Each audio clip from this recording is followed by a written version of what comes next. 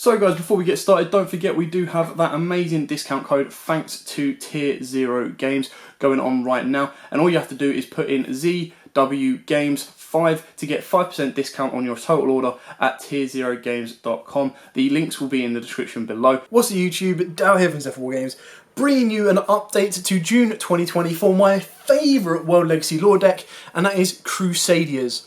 Now this build is designed to be pure OTK, so no matter whether you win or lose the dice roll, you're going to go second, you're going to OTK your opponent, and then you're going to start sliding in your protection against Dark Ruler No More, Lightning Storms and other cards like that. Before we get started, if you do not know the lore behind the World Legacy, and it is amazing, please check out our two videos that we have. We've got part 1 and part 2. Once part 3 has been translated and ready, we will get that out here for you guys as well. With that said and done, please smash the like button, hit the notification bell and subscribe so you do not miss out on anything. With that out of the way, let's get into today's profile of Crusadia. Now if this video gets 50 likes, I will do you a test hand video as well, just to show you how this deck operates at its max potential. We start off with triple Crusadia Maximus. Now I really would have loved this to be a warrior. If this was a warrior and Arborea was the psychic, it would have made this deck 10 times better, because by doing so, Arborea would be a psychic level 3 E-Telly target, and this would have been a level 4 rotor target, which is exactly what you want. Anyway, normally you can play 15 Crusadia monsters, we're actually playing 18. Yes, there is a new one that you didn't even realise was a Crusadia monster. I'll show you that when we get to it. Triple Arborea. Now obviously all of the Crusadias have their effect that they can be special summoned to a zone a link monster points to. Maximus can target a Crusadia monster and it can do double damage. Arborea doesn't actually have a effect on the field, it's more of an effect in the graveyard. If a Crusadia monster would be destroyed by battle or card effect, you can banish her instead. Draco lets you target a Crusadia in the graveyard and add it back to your hand.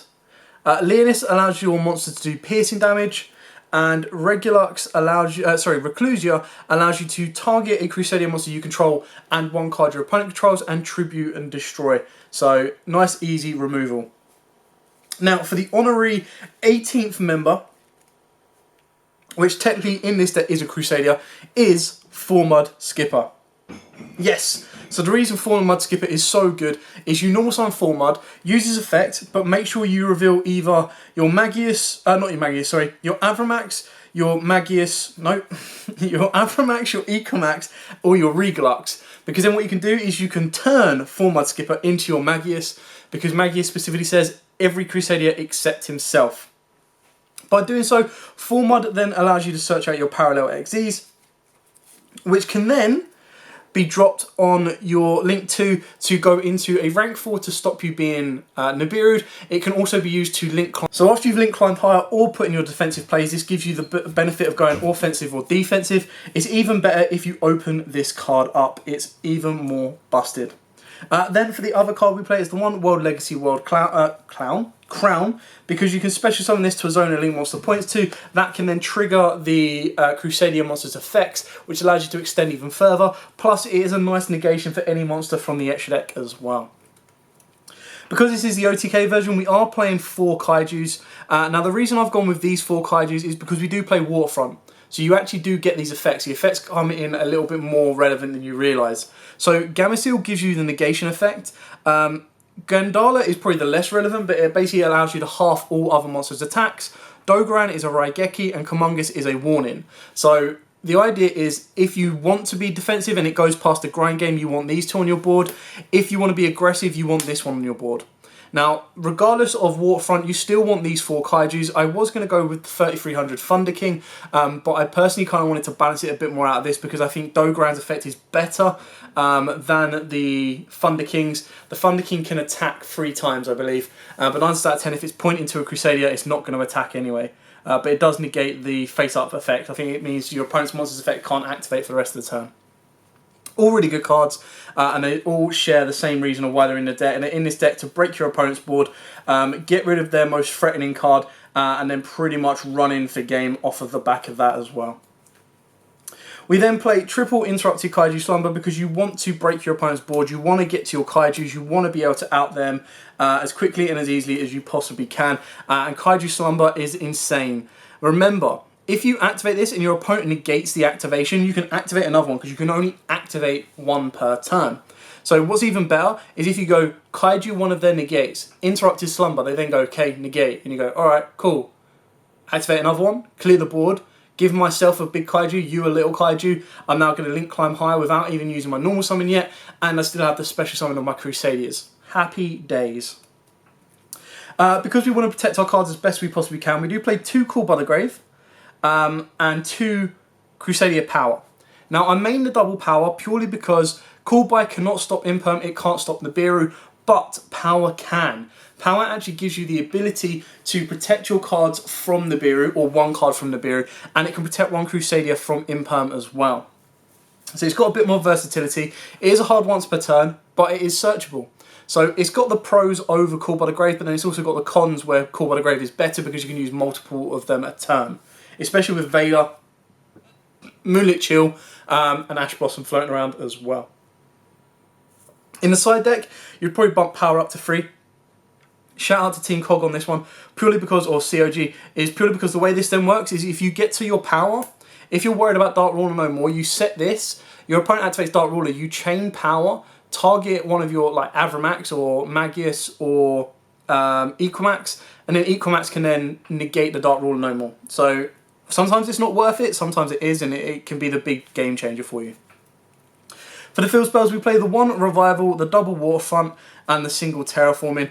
Obviously, you can bump the Waterfront up to 3 if you want, but the idea is use Waterfront, you're sending a lot to the graveyard, you search out the Kaiju that you need, you can then replace the Waterfront for the Revival, or you keep this in play to use the counters for using effects. Then you go Revival, and then your Crusadia monster can just go boom, boom, boom, boom, boom, and clear everything off. For the draw cards, I've got the 1 Avarice and the 1 Desires. Just by going through your combo before you hit your 5 summons, you've put 5 monsters in the graveyard. So Avarice in that point is better than Desires. But then Desires is one of them cards that you need to play if you haven't opened up the cards you need, if you need to extend that a little bit further, but you just have to be cautious that you don't lose everything. You do play everything at 3, so the only time that you'll lose a card and you're like, ah, god damn, that's not what I wanted to lose, is when you banish like multiple versions of your Parallel XEs as well.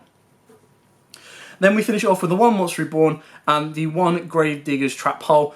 This is purely to stop Nibiru. So you make the Rafflesia with the Traptrix Rafflesia with your Parallel XEs, and then Gravedigger's Trap Hole deals with the Nibiru nice and easily, so they can't then deal with you. And then Monster Reborn is just the generic revival that can get your combos back on track should they be interrupted as well. Moving on to the extra deck. Now the extra deck is a little bit varied, but we'll start with the XYZ. So obviously we've got the Abyss Dweller, which is a full graveyard lockdown. Baguska, which is like a 50-50 board breakdown or lockdown.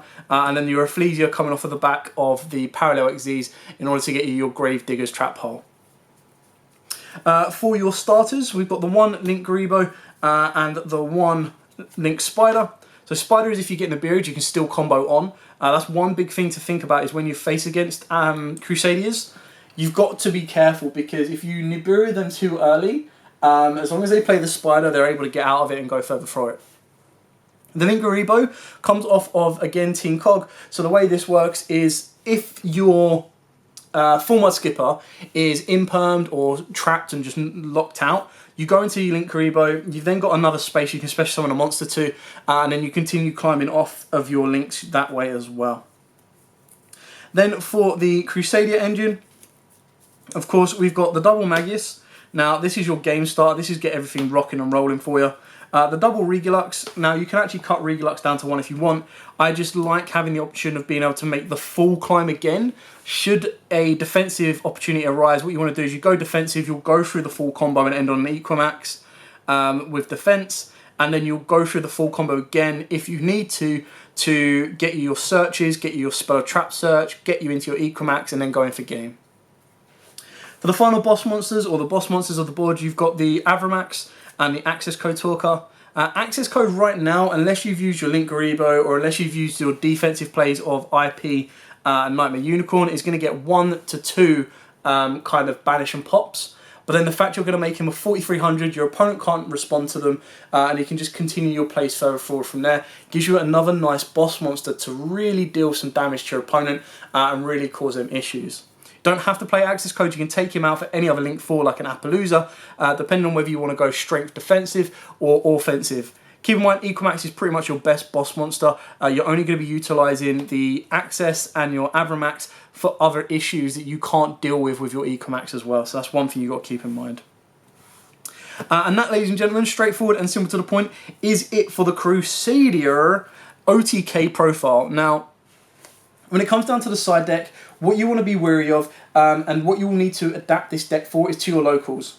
So if your locals right now is going to be like Autoguy spam, then you take out the Kaijus or lower down the Kaiju ratios, put in Lightning Storms, put in back row hate, stuff like that. If it's all monster heavies, then you can put in your Nibiru's if they're all combo heavies and they're not getting to the negates. It really depends. I mean, Autoguys are definitely going to be there, so are Sub-Terrors. But then you've also got to keep in mind that with Block Dragon still at 3 and Eldritch still running around, there's back row and front row that's still very much a threat. So you've really got to adapt the deck as best you see fit. The side deck would then become the other part of it. So if you think you're going to be facing mainly back row, then you take the Kaijus out, you put in back row hate as your main. If you feel you're going to be facing a lot of board builders, then you keep your Kaijus in, you probably put in Nibiru's and you deal with them that way. And your side deck will then be the option, the alternative. So it will then be evenly matches, it will then be Dark Rulers No Mores, it will be another power, infinite impermanences, Ash Blossoms, Lightning Storms. Anything that then adapts and feels right for you.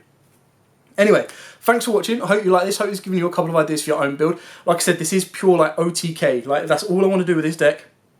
Is break my opponent's board, OTK them with an Equamax, go to game 2, set up my board, lock them out, then OTK them. So getting the straight direct routes of where you want to go with this deck as well.